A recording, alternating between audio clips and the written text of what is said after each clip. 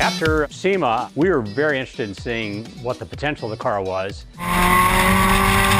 Eibach took it to the track a couple times. Tony Jackson did a really nice job of tuning the car.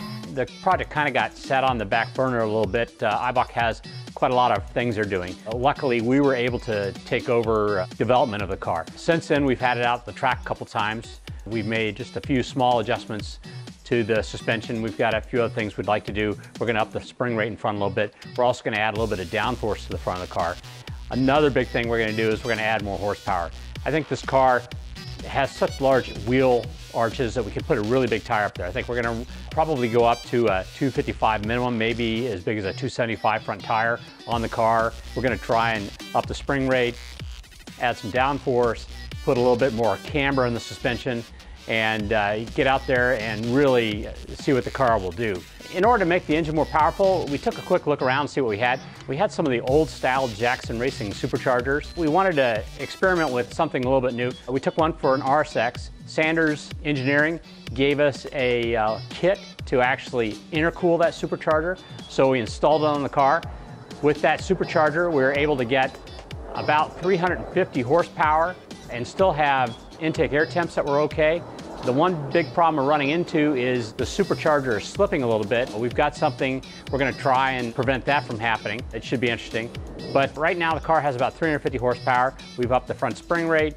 The CR-Z has a huge front end opening on it. All that air is actually a little bit unnecessary. So what we decided to do is kind of divide up the air a little bit to make it a little bit more effective. We have ductwork now on the front end that is designed to duct some of the air directly to the radiator. Some of the air is getting ducted directly to the intercooler, and that air is then in turn ducted out of the hood of the car. On the sides of the ductwork where the radiator are, we now are installing ducts for the brakes. With more horsepower, you're going to need more stopping. Usually that means brake cooling, and this should help out with that quite a bit. We also directed some of the air coming in the front end to the air filter. So we have cold air coming in directly rather than warm air coming into the supercharger. That way we're not compressing already warm air and then trying to cool it again.